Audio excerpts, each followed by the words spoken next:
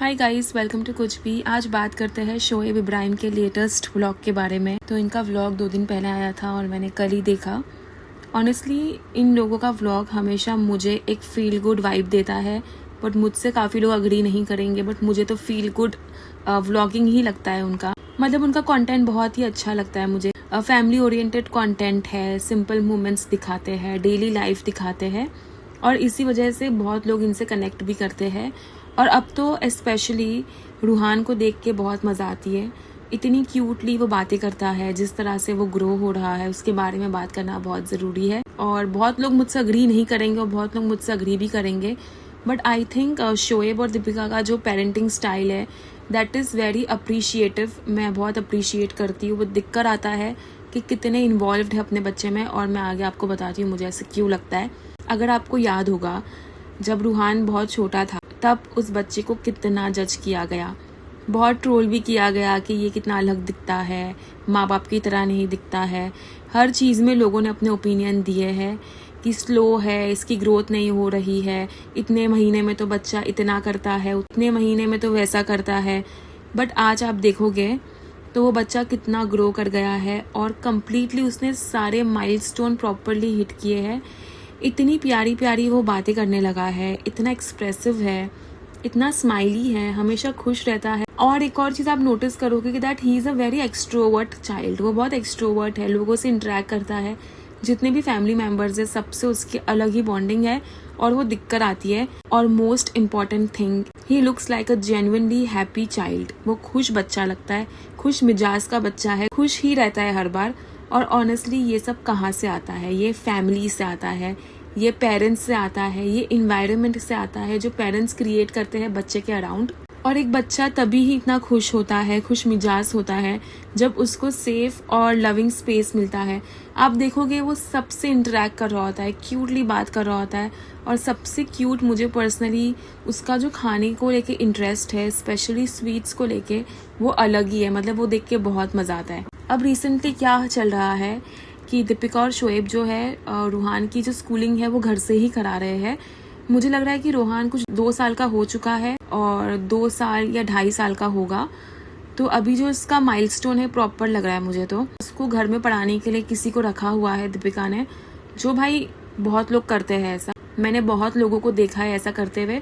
और आजकल के जो लोग हैं ना, वो लोग प्ले ग्रुप्स में बहुत कम डालते हैं। हर पेरेंट्स की चॉइस होती है, बट जितना मैंने देखा है ज़्यादातर पेरेंट्स जो है वो बच्चे को जूनियर केजी से डाल रहे हैं स्कूल्स में। तो मुझे लग रहा है इनका अप्रोच भी वही है कि 3 साल का हो जाएगा उसके बाद डालते हैं। फिर तो पूरी लाइफ बच्चे को स्कूल जाना ही है, तो थोड़े जो कुछ चंद साल होते हैं उसको फ्री देना चाहिए, उसको घर में रखना चाहिए। और जो भी डेवलपमेंट है पढ़ाई को लेके या बेसिक चीज़ें जो उस उम्र के बच्चे को आना चाहिए, दे आर मेकिंग श्योर कि घर में आके ट्यूटर आके उनको पढ़ा दे, या दीपिका उसको ऐसे ऐसे टॉयज़ दिलाती है, या खुद इंटरेक्शन करके वो ये सारी चीज़ें बच्चे को बता रही होती है। अच्छा, अब लोगों का कंसर्न है कि अगर वो स्कूल नहीं जाएगा तो वो सोशलाइज करने कैसे सीखेगा। तो मेरे हिसाब से अभी वो 3 साल का भी नहीं हुआ है, तो सोशलाइज करने के लिए उसके पास पूरी ज़िंदगी बची है। और बच्चे को आप सडनली एक सोशल सर्कल में डाल दो, कितनी बार क्या होता है, वो खुलने की जगह और बंद हो जाता है, वो एक्सप्रेस करने की जगह अपनी चीज़ें को अंदर रखने लगता है।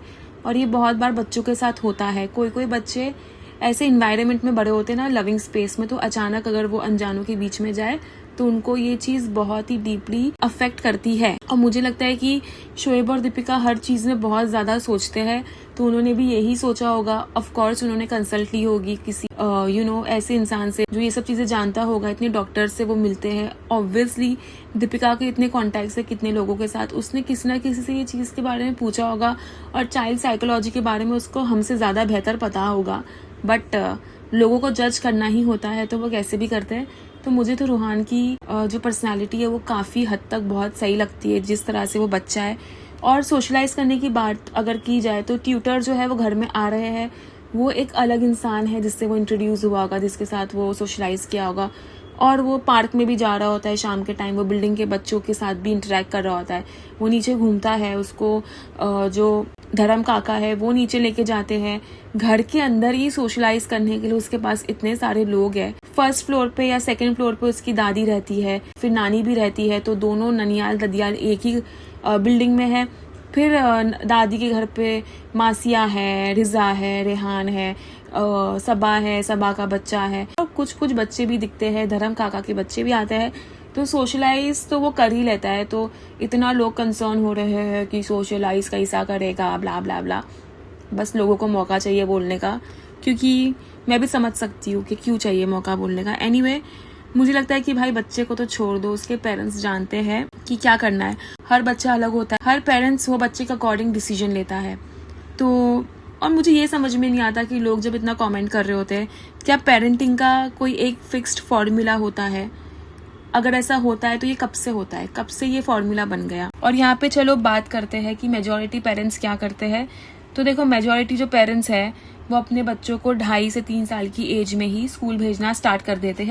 रफली अगर बोला जाए तो around 60 to 70% parents early schooling choose करते हैं, जैसे कि नर्सरी हो गया, प्ले स्कूल हो गया। ये पहले से होता आ रहा है, लेकिन अभी जो मिलेनियल पेरेंट्स हैं जो 90s के एज ग्रुप में आते हैं, 30 to 40% पेरेंट है ना लेट स्कूलिंग या होम स्कूलिंग अप्रोच प्रिफर करते हैं। और मेरे हिसाब से दोनों अप्रोचेस भी गलत नहीं है। और अगर बात की जाए अर्ली स्कूलिंग के बारे में, तो ये चीज़ हर बच्चों के लिए काम नहीं करता। और ऐसा क्यों होता है? क्योंकि हर चाइल्ड का डेवलपमेंट पेस डिफरेंट होता है। कुछ बच्चे सोशली जल्दी एडजस्ट हो जाते हैं, कुछ को टाइम लगता है। अर्ली प्रेशर से बच्चों के सर पे अर्ली प्रेशर डालने से एंजाइटी भी डेवलप हो सकती है। और हर बच्चा क्लासरूम रेडी नहीं होता 3 साल की उम्र में, ये ज़रूरी नहीं है। तो कुछ पेरेंट्स अपने बच्चों को जानते हैं कि उनके लिए क्या सही है। और लेट स्कूलिंग या घर पे लर्निंग का भी बेनिफिट होता है। और वो क्या होता है मैं आपको बताती हूँ। चाइल्ड ना अपनी नेचुरल पेस पे ग्रो करता है, पेरेंट्स पर्सनलाइज अटेंशन दे पाते हैं अपने बच्चों को, इमोशनल सिक्योरिटी जो होती है वो ज़्यादा स्ट्रांग होती है बच्चों के अंदर। जब स्कूल स्टार्ट होता है बच्चों का, तो चाइल्ड ज़्यादा कॉन्फिडेंट होता है, वो थोड़ा बड़ा भी हो जाता है, तो obviously he is more confident और उसको इमोशनल सिक्योरिटी है। इमोशनल सिक्योरिटी होना बहुत ज़रूरी है, और ये लेट स्कूलिंग या घर पे पढ़ाने से बच्चों को होती है। अब यहाँ पे देखो, it is choice of parents के पेरेंट्स क्या करना चाहते हैं, वो अपने बच्चों को बेहतर जानते हैं। बट यहाँ पे प्रॉब्लम क्या है इनके केस में? तो इनके केस में प्रॉब्लम ये है, तो मेरा ये कहना कुछ कुछ लोगों को पिंच कर सकता है, उन लोगों को बुरा लग सकता है कि मैं ये ऐसे क्यों बोल रही हूँ। लेकिन प्रॉब्लम ये है कुछ लोगों की कि जो भी इब्राहिम फैमिली करे वो लोगों को गलत ही लगता है। अगर वो रूहान को जल्दी स्कूल भेज देते तो लोग कहते हैं अरे इतना छोटा बच्चा है, ये लोगों को रिस्पॉन्सिबिलिटी लेना नहीं है, ये लोग घर में भी सिखा सकते हैं, दीपिका तो पढ़ी लिखी है, अपनी रिस्पॉन्सिबिलिटी से बच रहे हैं, बच्चे को छोड़ दिया, स्कूल भेज दिया, ऐसी बात करते हैं। और जब अब वो थोड़ा लेट अप्रोच ले रहे हैं तो लोग बोल रहे हैं स्कूल क्यों नहीं भेज रहे, स्कूल भेजो, सोशलाइज कैसा करेगा, अपनी तरह घर के अंदर ही रखोगे क्या, ये वो। और लोगों को बहुत प्रॉब्लम है कि दीपिका लोग ना लोगों से सोशलाइज नहीं करते, बाहर नहीं जाते। तो भाई वो लोग अपने घर में रह रहे हैं, वो अच्छी बात नहीं है। अगर बाहर घूमते हैं रात रात भर तो कहते हैं आवारा की तरह घूमती रहती है, घर में बैठी है चुपचाप, घर में बैठी है, सोशलाइज नहीं करती है। मतलब हर चीज से लोगों को प्रॉब्लम है, तकलीफ है। कुछ तो लोग कहेंगे लोगों का काम है कहना। सच तो ये है कि पेरेंटिंग कोई पब्लिक वोटिंग सिस्टम नहीं है कि वो पब्लिक के हिसाब से लोग अपनी पेरेंटिंग को चेंज करेंगे या रिफॉर्म करेंगे। हर पेरेंट अपने बच्चे को सबसे अच्छे से जानता है, और रूहान को क्लियरली देख के लगता है कि वो लव्ड है, he is cared about, and वो हैप्पी चाइल्ड है। और एंड में क्या इंपॉर्टेंट है, क्या चीज सबसे ज्यादा मैटर करती है कि एक बच्चा वो खुश है। So see here is this, happy bachcha is better than a pressured perfect bachcha. According to me, एक बच्चा है उसको परफेक्ट होने की जरूरत नहीं है, जरूरत नहीं कि वो हर जगह सोशलाइज करे। उसका सबसे इम्पोर्टेंट काम अभी उसके बचपन में ये है कि वो हैप्पी रहे और खुश रहे, and that's what Ruhaan is.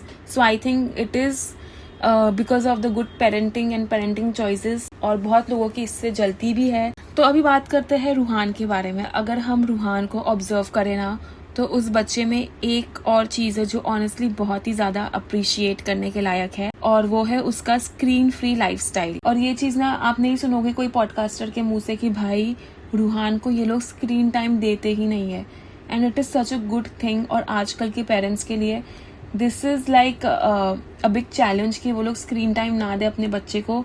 और जो नहीं दे रहे होते हैं उनके बच्चे बहुत ज़्यादा जिद कर रहे होते हैं, रो रहे होते हैं, उनको चाहिए होता है screen time, they ask for it. But अगर हम रूहान को देखेंगे कि आज के टाइम पे भी वो स्क्रीन के सामने हमें बहुत रेयरली दिखेगा। मैंने तो देखा ही नहीं, मेरे मेमोरी में ऐसा कुछ है नहीं।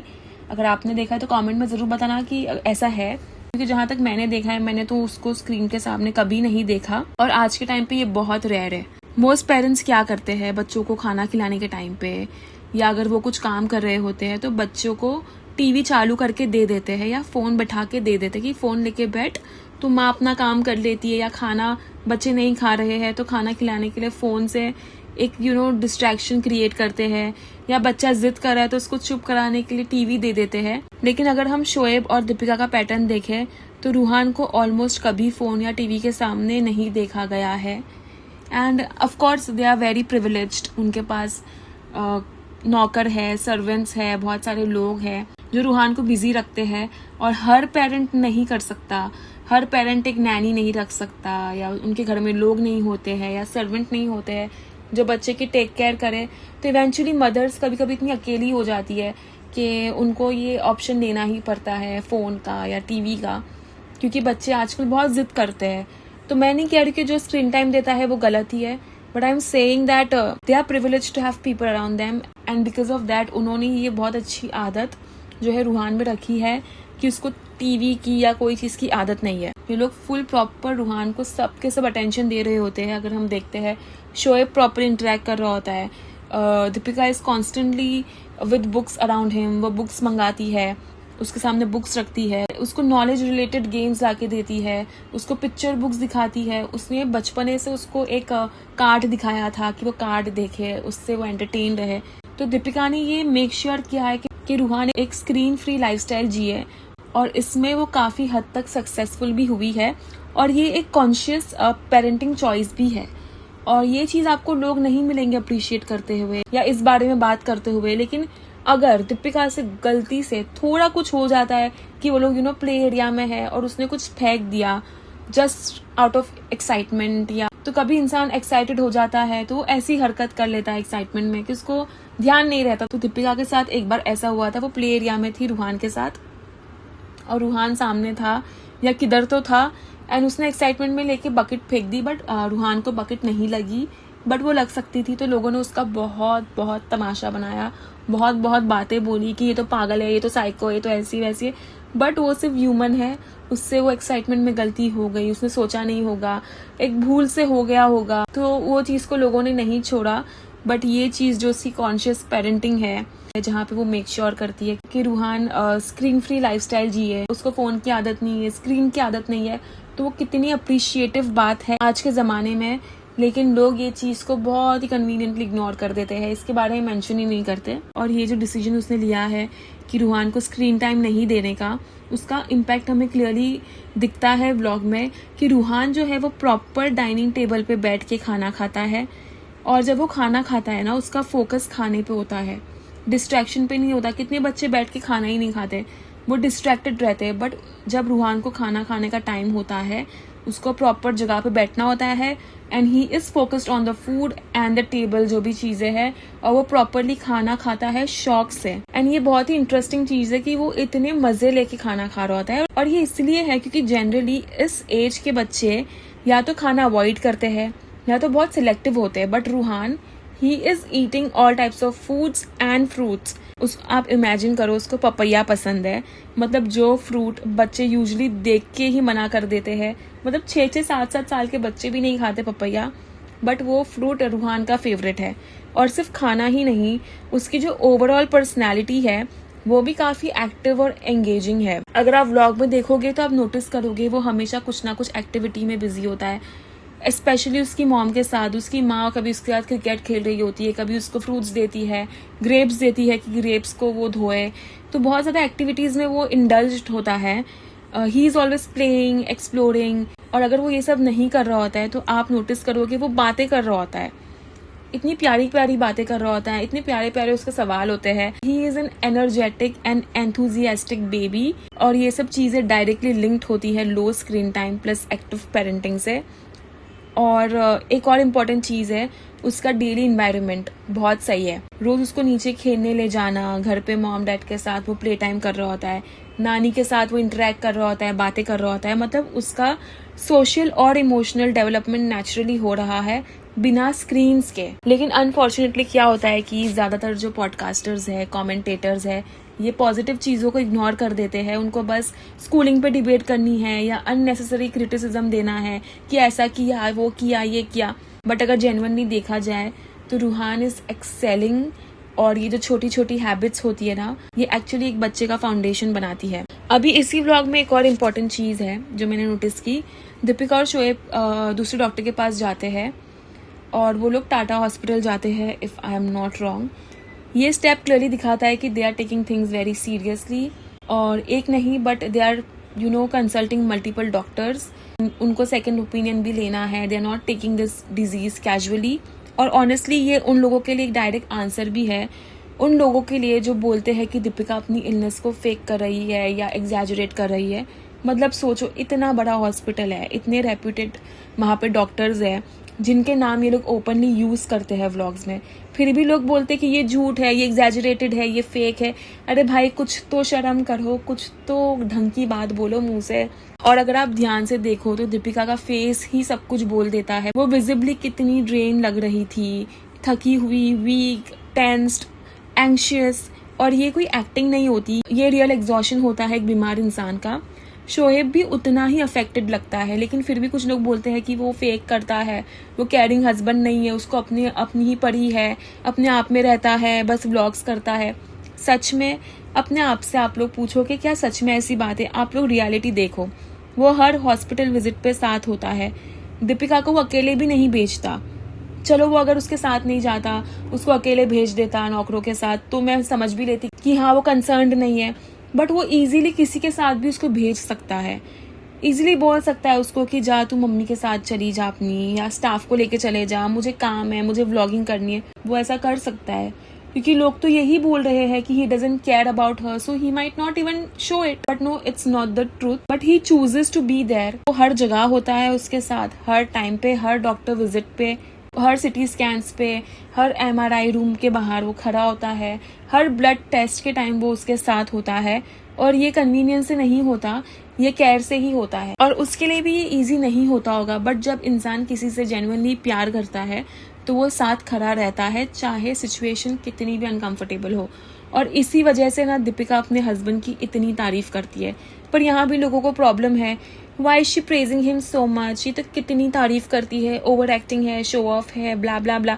मतलब सीरियसली, रियल लाइफ में कितने हस्बैंड्स होते हैं जो अपनी वाइफ को हर अपॉइंटमेंट पर लेके जाते हैं।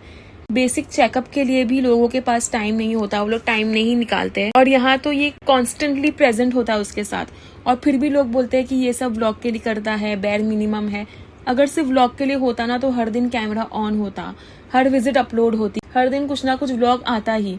और ये चीज़ तो बड़ी अजीब है कि लोगों को इतनी प्रॉब्लम होती है जब दीपिका अपने हस्बैंड को प्रेज कर रही होती है, या उसकी तारीफ कर रही होती है, उसको एडमायर कर रही होती है, तो वो खुद के हस्बैंड को ही कर रही है ना। आप लोग क्या चाहते हैं वो बाजू वाले के हस्बैंड को करे? खुद के हस्बैंड से अगर वो प्यार जताती है, अगर वो बताती है, तो उसमें गलत क्या है? वो तो अच्छी बात है कि वो अच्छा रिलेशनशिप दिखा रही है अपने हस्बैंड के साथ, अच्छी बॉन्डिंग दिखा रही है। अच्छा, वो दूसरे आदमी के साथ करेंगे तो आपको प्रॉब्लम नहीं होगी? कुछ तो मतलब ढंग की बात बोल लो, कुछ नहीं तो कुछ तो अच्छा बोल लो कि हाँ ये ऐसे चढ़ा के रखिए, चढ़ा के रखिए। अरे ये तो उसका हस्बैंड है, उसको चढ़ाना है तो चढ़ाने दो। What is the problem in that? अगर उसकी मैरिज इस तरह से अच्छी जा रही है, it is working for her, it is making her happy and her husband happy, so what is the problem in that? Why is that a problem? मैं तो यही बोलूँगी कि मुझे बहुत ही परफेक्ट लगते हैं ये लोग। हाँ, ऊंच नीच इनके रिलेशनशिप में भी होती होगी, तो हर घर में कुछ ना कुछ प्रॉब्लम्स होती है। बट आप लोग क्या चाहते हो? वो आपके सामने कंट्रोवर्सीज लेके आए, प्रॉब्लम्स लेके आए। वो लोग अपना सिंपल सोबर व्लॉगिंग दिखाते हैं, दैट्स इट। वो लोग क्या कर रहे हैं वो बताते हैं, दैट्स इट। तो उसमें लोगों को इतनी प्रॉब्लम हो जाती है कि हर चीज़ में अपनी टिप्पणी देने लगते हैं।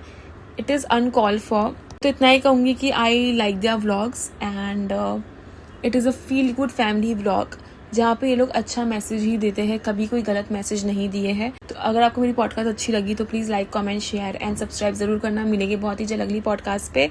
सी you in the next, bye.